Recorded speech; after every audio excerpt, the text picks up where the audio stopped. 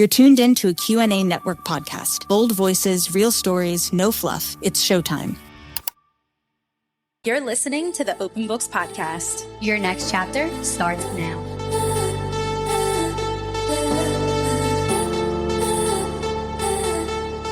This podcast is brought to you by Q&A Network. Hello, and welcome back to the Open Books podcast. We are back today to talk about life after the villa. We're back with some Love Island updates. This is just a mini episode, so it's jam-packed with some juicy tidbits, and we're so happy to be back with you this week. Kirby fully loaded. Colby fully loaded. I used to love that movie. What's up? I know that was such a good movie. This was like an emergency episode almost for all the people who kind of like followed along with our Love Island recaps, clips, because, you know, the thing is, so much time passes, so many things happen. If we don't talk about it now, it's not going to be relevant by the time we go and sit and record. We had to get it out before the reunion. Yes, and then we'll do one recap in the reunion. For sure. But we need to talk about all the things that everyone has been doing outside the villa, all the different interviews, how maybe our opinions have changed since the last time we spoke about Love Island on the podcast, because the last time we spoke about it, it was right before the finale. Correct. So we didn't even like know the winners yet. And some of our thoughts might have changed a little bit. Definitely. So let's naturally, right? Yeah.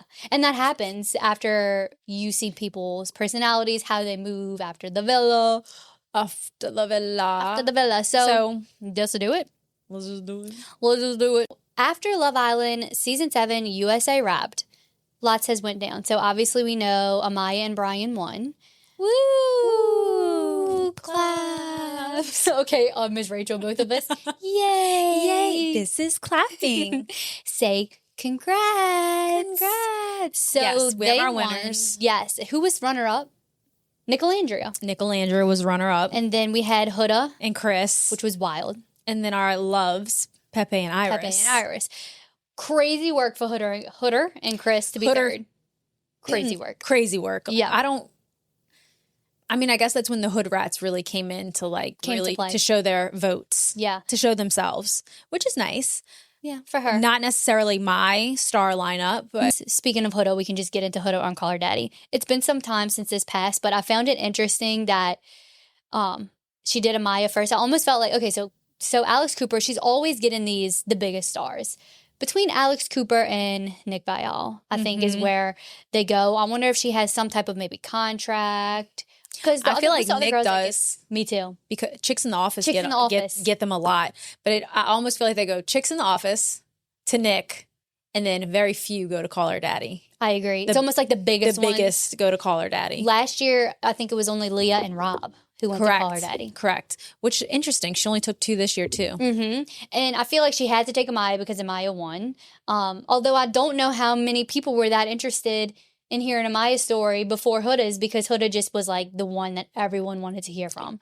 More controversial than Amaya. Exactly. I was glad to hear from Amaya. Her episode was cute. There wasn't really much. Did anything stand out to you on hers? No. I don't know, maybe like a week later, she got Huda, which was, I couldn't have clicked on that faster. I was so interested to hear what Huda had to say, because obviously Huda was the most controversial member on the cast this season. We had so many thoughts about her, and I was just really curious to see how she would feel about the way she was perceived, how she would take accountability for some of her actions, if she would take accountability for some of her actions, how she would talk about the other Islanders. Basically, Alex started off with asking her about her childhood. She kind of goes through some traumatic things that she went through, and then they get on to her behavior on Love Island. I feel like Alex was very much on a Team Huda. Like, she was basically like enabling the behavior that and the way that Huda talked to the men on the season, and even the girls. A lot of things weren't brought up that Huda did, and kind of just told her like, yeah, I've done the same thing. I've called men pussy ass bitches that I've known for 2 days. Like, just kind of like making Huda feel like validated in her behavior versus like ever really pushing back. She pushed back a little bit, but not much. I found it a hard listen because even after finishing the show, okay, so just to redact a little bit, the last time we talked about Huda on the podcast, I was giving her a lot of grace. I still give her grace. I give everybody grace. Like, obviously, nobody's perfect. But I had not seen that last episode where she had the clip with Chris. That changed everything for me. Me too. I as well went soft on Huda. And I think that's simply because of the people we are. I think we are empathetic people to where even like, I feel like someone could literally like fuck us over and we'll be like, but there was a reason. But let's talk about your childhood. Like, I feel like, and I think that's a mature thing. I think that's a great quality about us. Yeah. So we were showing that for Huda, even though we didn't necessarily, we're not Huda fans. There was so much. And the last time we recorded, like we said, we hadn't seen that scene. We yet. haven't seen it. But basically, she's in bed with Chris, and she's trying to get him to give her attention, obviously sexual attention. I feel like that's what I gathered from it. Even if it wasn't, it was still to kiss and cuddle, and he was tired. But it's still intimate. Right. It still has something to do with his choice and his body. And he was tired, and he said no, and she treats him like an infant and was like, I'm going to give you 3 seconds. She literally says 3, 2, 1. I'm going to give you 3 seconds to turn around, or you're going to deal with me tomorrow. So it was like a threat. A lot of people felt the way we felt when seeing that, and I was like, oh, that's like coercion. And if the roles were reversed and a man or Chris said that to Huda, jail. He would have come out to the villa being canceled. 100%. And I stand on that. He would not have lasted a second on social media. I almost even think would producers have gotten involved. Yes. To remove them from bed with each other because... I completely agree. I think that producers would have gotten involved. It would have been a huge deal. I don't... Yeah. So that really rubbed me the wrong way. She got away with that.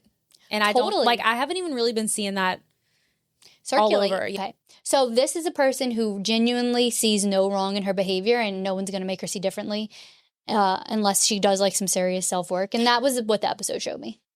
True. And I don't know if it's because, like we talked about, at a certain point, your lobe just like develops. That's true. Yeah. But I'm not... I will jokingly be like, I hate men. Like, fuck men. Right. But... I always make that joke. Yeah. But we know that I don't like necessarily feel that way. Like her behavior was wrong. If a man or a woman did that, it's wrong. Exactly. And I hope that people take that from our episode. Please. Because that is such a good point. It's not about a man or woman. Because a lot of people in our comments were also saying, oh, well, if the roles are reversed and men, but it's not about gender. That. It's about her behavior. Correct. It's always been about her behavior. It's not about Huda herself. Right. It's about her behavior. Yeah. Yeah. And you know what's something I love when people comment like, oh, well, y'all better thank Huda for the content, blah, blah, blah. It's like, yeah, thank you to all of Love Island. That's literally the point, is for people to talk about it. To consume the content for entertainment purposes. Right. And talk about it. And discuss it. Totally. Yeah. So, thank you for giving us something to talk about. That's quite literally what we do. That's why you went on. But you know what else I wanted to say about the Alex Cooper interview? I love a good interview. And I think that's the whole basis of her podcast. I would have liked, not so much like push back on Huda for her to like feel uncomfortable and shut down. Right. But I would have liked a little more pushback to really dig deep to the core of why she did things. Like I feel like that challenge wasn't there. Yeah, 100%. You know what I mean? Like, but why? I feel like she pushes back onto other guests, but there was something with Huda where she was like dancing on that fine line, like she wouldn't push it. And I don't know if it's because Huda unpacked like that she did go through traumatic things when she was younger, so maybe she didn't want to go there. Yeah.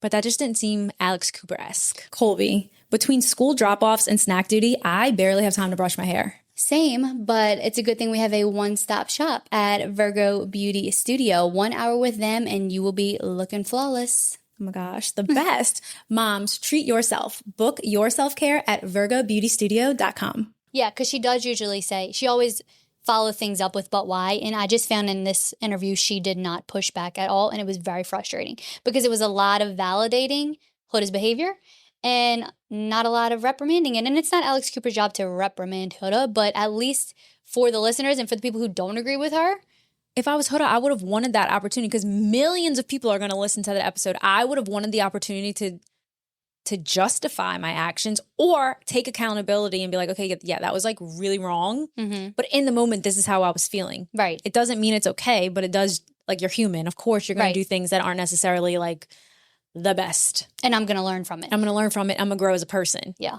I don't really see that. No, me either. So we're just not Huda fans and that's okay. And we can leave it at that. But speaking of people we are fans of, there was a lot of people. One of them, Jeremiah. We love We love Jeremiah. I thoroughly enjoyed lots of interviews that he was on. And one big difference, and we're going to compare it here because that's just, like we said, the point of the show is to give entertainment and to talk about it. One big difference in the way Jeremiah and lots of other cast members held themselves in these out of the villa interviews and the way Huda held herself was she had no problem dogging on other people, where lots of other people still kind of like kept a boundary and kept respect for her and didn't dog on her when they could have, aka Jeremiah. Because in any interview you listen, he was on the Vial Files, he was on Harry Jazzy's podcast, any of those podcasts, he was very much keeping the peace. He was like, I'm not saying a word. I respect everything we went through, and that just wasn't my person. But she didn't talk about that. And I love that. Me too. She also went so hard on her She was so hard on her baby daddy. That was so drug that man through the mud. Yeah. Yeah. I had a huge problem with that too, because no, we're not in the relationship. We don't know what happened between them. But we do know for a fact he kept your child while you were gone on Love Island, and he never said a bad word about you. He very much was on the internet defending her, telling people to leave him alone. You know, he would always say he didn't want to get into it and not necessarily defend her, but he definitely was like, I want this to be not a thing. I want people to leave her alone. The second chance, literally the minute she got a chance, she was like, let me tell you what he did. Sent all of her little hood rats, all of her little minion followers to attack him on his social media, when it's like, that's the father of your child who kept care of your child while you were gone. And the child looked extremely happy based off of social media. Yeah, and I would have wanted to keep his identity kind of like, I mean, people found him. People found him so fast. But for the sake of like my daughter, I would have wanted to keep that a little tighter, a little close, played my cards a little closer to my chest. Yeah. But back to the Jeremiah thing, he's so like, I don't know, wholesome to me.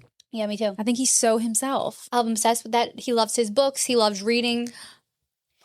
Books. By the way, Jeremiah did see our TikTok. He liked it. He liked it. So Jeremiah, if you're out there listening somewhere, come on our podcast. Let's read a book to you. Runner-ups, Nicolandria, which I'm proud to say. I'm proud to say that we were on the Nicolandria train. We are. Can I see that light? We are on the Nicolandria train. And we were on it before they were runner-ups. And we were right, because they spent time together. I believe it was Greece. After the show, it seems like they've been together a lot. They've been doing brand deals. So Nicolandria is live and well. And I'm, again, proud to say that we called it. We were here for them. We supported them. They were our winners. They're still our winners. Nicolandria for life. It's been a lot of fun to see people interact with them on their lives, too. They did a live, like, one of the first weeks that they got out, and they were like live reacting to themselves on the show, and you could tell they were like, whoa, like the chemistry was insane. It just was hard to see. We were in love. They're like, oh, wait a minute, you guys were right about Nicolandria. So that's been fun to see. And I love Nick. Somebody said he should be White Boy of the Year. He should be White Boy of the Year. Yeah, he should. Love him. But they complement each other so well. Yeah. So well. I agree completely. So that's it on Nick and Alandria. The next thing would be Alandria and Shelly. Alandria and Shelly on Keke Palmer's podcast. Well, you had a fire point about Keke Palmer's podcast featuring our two lovely ladies. Yes, it was just that Keke Palmer was a little too excited as a fan, which I completely understand. It would have been really hard to keep that in. But we just didn't get much from what we wanted to hear out of the two girls. It was very much like they would answer and she'd be like, oh my God, and like go off on a tangent. Girl, I love you. And like, same, get it, but we wanted to hear some tea. We want them. Because I think Shelly was like ready to give us a little more, a little something. BTS. Yes. But we didn't get much. And we haven't heard from them since. So that's a little bit of a bummer. I do think that they both took a step back because they had so much hate come their way from Huda fans that they were it was probably too much, and they're very classy, respectful girls, and I think they care about their mental health and their well-being, and they took a step back. And at the end of the day, that really is what is most important. Mm-hmm. Like, not the fame that you're getting on social media and that's actually a really hard decision to make, I would imagine, being them, like coming out.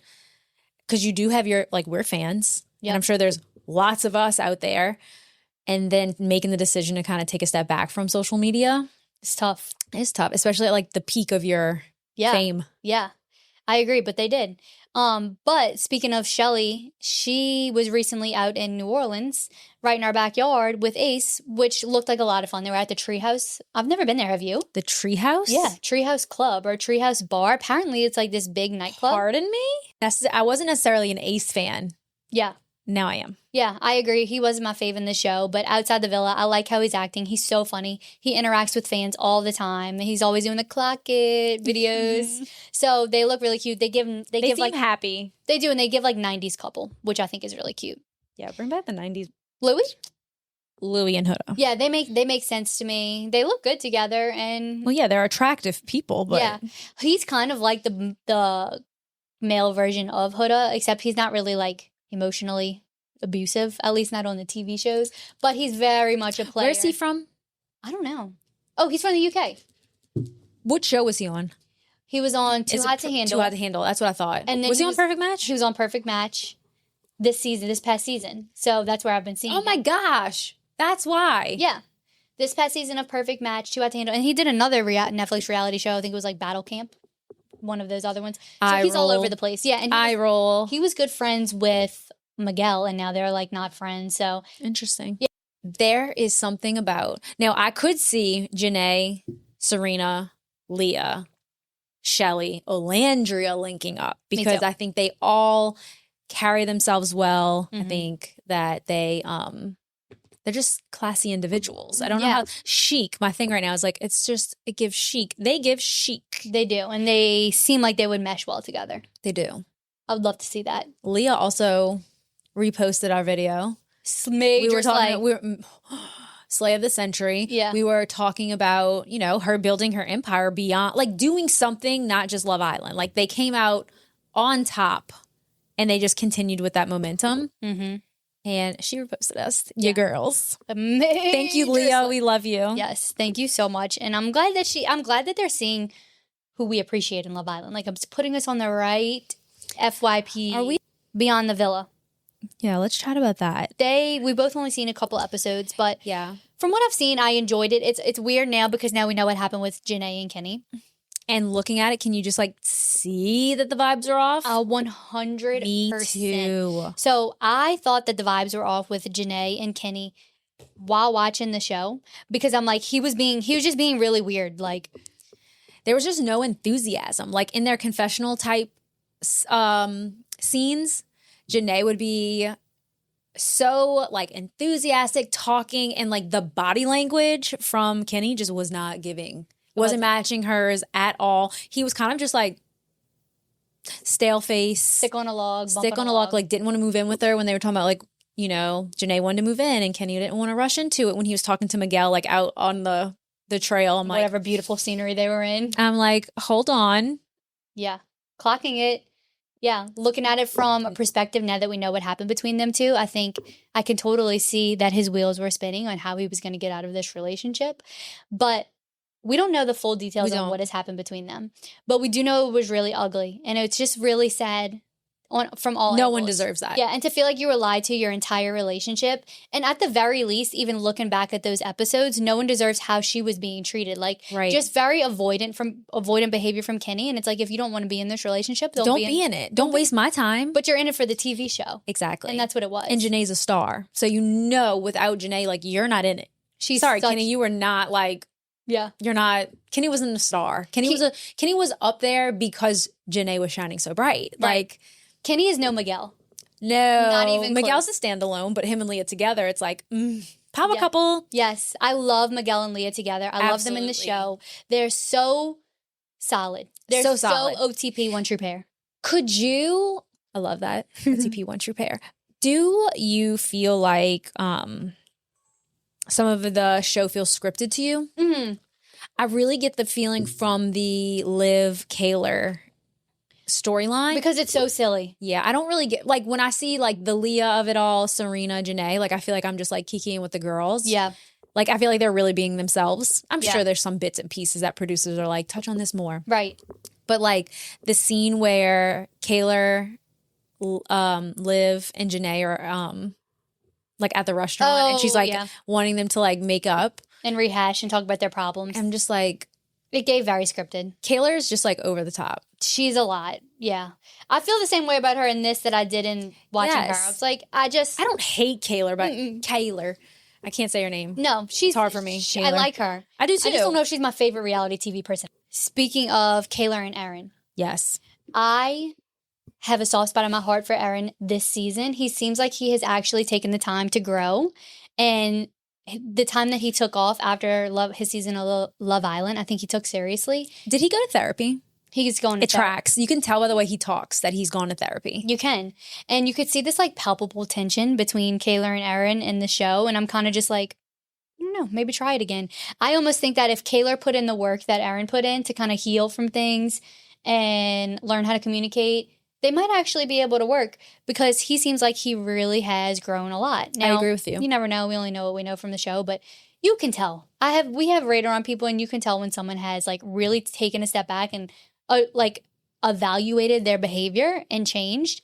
And he looks like he's much more of like a gentle soul. I actually just want the best for him. Yeah, like actually the way he physically moves. Yes. Like his body language is more gentle, more soft. Mm-hmm. You can tell. Yeah. So I completely agree with you with that. Yeah, he's like more purposeful in like the things he says. Yeah. This UK season has brought me back to life. It's given me so much The more roots. Hope. That is Love Island. Mm-hmm. That's what we need. Now, if America could just like get on that level, UK is much longer. I have dedicated my life. We'll be right back. Want your business to be the next chapter on this podcast? We've got listeners who love a good story and great products. To advertise on our podcast, email us at openbooks@qanetwork.com. Let's make your brand the plot twist everyone talks about. And my daughter's life, because she watches with me in the mornings. Quite literally, 61 episodes. 61 days. Wait, I didn't miss an episode. Love Island UK is 61 episodes? Yes. That's wild. Let me double check, but I'm almost positive it would release on Hulu at 2 a.m. So the following morning, Blair and I would have something to watch. I love it. I didn't miss an episode. I stayed with it in real time. I would skip some unseen bits and some after sun, but it was on. I still like put it. I just didn't like tune in like I would to the actual episodes. Mm-hmm. Obsessed with Love Island UK. It was such a good season. This season of Love Island UK, there was no producer floppage the same way. No, and the cuts and the edits, they were just pristine. Thank you. They were perfect. They had multiple recoupling ceremonies. They didn't have to try to change the format, change the layout. They had with a recoupling speech. Yes. Give a speech. What are you doing, USA? Yeah. We want a speech. Right. I want to couple up with this boy because yeah, and that boy is, and it's a long pause. We need long pauses. Yeah, it was so much better of a season than US. So good. And if you watched the US season 7 and it gave you, lost your hope in Love Island, go watch UK this past season. It was such a good season. And also, spoiler alert, if you're not finished, one of our faves, our American, Tony, won. Tony. So what do you think about Tony? Queenie Slay. I thought when Tony first came in to the villa, I was like, "Oh, girly, my little Vegas queen, you're so aggressive." She was. Which is crazy because she had a crash out moment with Emily. She did. She was like, "Get the fuck out my face." Like that to her. I was like, but it's crazy because with Tony, I was like, Tony and Cash. Love them together. So glad they were the winners. In my heart, they deserved it. But I also really love Shakira. Yeah. Me too. Shakira was my favorite from the beginning. Shakira and Megan. Mm-hmm. Not Meg. Megan. Yeah, like, she I was sad when she got kicked off. She was such a great ad. Yeah. And then she came back, which was like so fun to see. Yes. But I loved her too. Tony, Shakira, and Yasmin, their friendship at first, I was like, not that I ever thought like, oh, they're jealous of the other couples by any means. Mm-hmm. But I was like, oh, it is kind of given like a little bitter, a little mean. Mm-hmm. And then by the end, I was like, no, they're actual friends. Like they're rooting for each other. At the finale, when Tony won and Maya went to go interview Shakira, how are you feeling? She literally was like, I couldn't be happier for Tony and Cash. I just loved her. The boys loved her. Everybody wanted a piece of Shakira. Tony, she came in hot and I was like, I don't know how I feel about her. Loved her by the end. And then Yasmin, in the beginning, I was just like, this girl is so funny to me because she gave nothing but everything at the same time. Yes. Literally, like, she gave nothing, but she had, like, the most power boss moves. Like, she literally didn't give a fuck. She was so confident. That's one of the other things. The confidence on this show. Yes. I completely agree. Tony's confidence, Shakira grew a lot in her confidence. She did. Yeah, she did. By the end. And Yasmin just like came in like, no, like I like to have sex. Yeah. And I have perfect I'm a black posture. cat. And Yeah. I have perfect posture. And if you don't want me, I don't give a fuck. Yeah, that part. You don't want me, I don't give a fuck. She literally didn't give a fuck. Didn't give a fuck. You know what else I really appreciate about Tony? Like when she went back to Harrison, poor Cash, but I know. They end up being she was fine like, in the I end. know this is wrong. I just want to do it. I'm Yeah. like, period. Like, Straight up. And then Shakira was like, but you know the right thing to do. She's like, yeah, and I want to do the wrong thing. Harry's ran through that villa, quite literally. He was moving crazy. It was crazy work. And It was nuts. it was nuts. Like, he was exclusive with Helena. Well, first of all, he like ran off to the hideaway with Helena. That was the first major red flag with Harry when he left when he left Shakira in the bed with Helena. And that was also a major red flag for me with Helena because I was like, girl, what are you doing? Yes, But Helena. Shakira what was are you- very like graceful throughout the whole thing. Yes, she was. Until she couldn't be anymore, which I understand. And then Harry had his ex Emma come on, and he was literally like any woman he was like whispering sweet nothings to, like literally like even Angelique, like she was catching strays, and she was just like, I'm a bombshell, so I'm gonna go with this. He's like, what kind of underwear are you wearing? Like, Harry, what are you doing? But what's crazy? And he was always like whispering it, like you said. Yes, like he's like, you know, you're on camera. This is going to come out. Like, what is wrong with you? It was nuts. I do not approve. However, I do love him and Shakira together in some sick and twisted way because, like, protect Shakira at all costs. But, like, I like them together. No, I agree. They made sense at the end. They do. And I saw a TikTok, and it was like Harry, Shakira, Cash, Tony, Yasmin, and Jamie. And Cash is, like, dancing, and Harry, like, comes across. And some people in the comments were like, this is who Harry needed to hang out with the whole time, not Megan DeJean. Exactly. He's a better person with this group of people. And I highly like believe that. Like you are who you hang out with. If I were on Love Island, like if I were with different groups of girls, like how would I be acting? What would it be like? And I think you don't do it on purpose. Like it's not a fake thing. No, it's a natural thing to do. It's a natural thing. Yeah. And like maybe Harry's a people pleaser on some level. Because he would be like so agreeing with DeJean. Stop it, Harry. What spell are you putting these women under? But okay, well speaking of Megan DeJean, first of all, I loved them at first. I even texted you. I was like, I love Megan DeJean. Are they going to, like, let me down? They just got so tiring to me after a while. It was a married couple. Exactly. But she didn't care to explore anyone else. Dee wanted to. Yeah. And you can't blame the man. He's on Love Island. Well, I think that's what got exhausting, too, because there was always the conversation between those two that he was saying, I'm open. But she still got mad when he did anything. But it's kind of because you're saying you're open, but you're acting married to me. So it's like, you know what, though? That's kind of like where all the drama stems from in Love Island is like this definition of open that no one really has an agreement on. So it's like we say we're open, but we're still getting mad at each other. Then why are we open and why aren't we just together? Correct. So that's just something that's kind of like just a Love Island thing. Did you also notice that the term closed off wasn't really used? It was more exclusive. And closed off was used all the time in U.S. You know, Colby and I are also watching Bachelor in Paradise. Oh, yeah. And help me, what's his name? Dale? Yeah. How did I know you were going to talk about him? When you were like, he keeps saying deadened. He's an alien. I deaded it. I'm like, if he says it one more GD time, I'm going to lose my mind. Like, that sounds so stupid. I deaded it. I cut it off. Like, please, maybe I'm old. Or just stop saying it so much. Yeah, it was insane. Harry said, I deaded it. No. Yeah. I think it was I think Harry, Megan for sure said, I think Harry deaded it. Okay. Or something like that. And I'm like, did she just say deaded it? Deaded it. The more you say, the less it sounds like even a word. You're probably, if you're listening to this right now, you're probably going to fast forward through all of this. Go watch Bachelor in Paradise. Though. Good morning, princess. Good morning, princess. You say it so good. Hello, princess. Hello. All right, well, thank y'all for listening. We'll be back next week with a full video episode. We're coming soon with more behind the scenes content. Go follow our personal pages. We're more active on there. Yeah, y'all, we're on TikTok. We're actually like really doing the damn TikTok thing. It's been so much fun. What were our such a joy. What are our metaphors, our analogies? What did we say? Colby says digital diary. Obsessed with that. Yeah. Because it is like a digital diary. I said it's like when you used to make up like dance routines or cheers with your cousins when you were little and you like couldn't wait to show them to your parents in the living room. Yeah. That's how I feel. Like I'm just making these little clips and sharing them. It's so fun. I don't care. Yeah. This is me and I love me. Exactly. Bye. It's so free out there. Post. I feel like it's healing. It is healing. I feel like I'm like not reinventing because I feel like we are who we are and we always have been, but we're evolving ourselves and just like being proud of it and posting it because who cares? It's literally who cares? Gives a shart. Not me. I don't give a rip. I do not care. I don't care. So if you take anything else away from this episode, post your content. Yeah. Because it's fun. I literally do not care who watches it, who views it, how many views it gets. I'm just liking it. I'm having fun. Who views it? Who views it? Not me. Studio Beautyo. I don't care who views it at the studio. Bootio Studio views it. This is for Rachel, you big fat. Oh, side note. We just put out a fire TikTok probably by the time y'all are seeing this, hearing this. Go like it, save it, repost it. Put it on your story. Princess, please. Please, princess.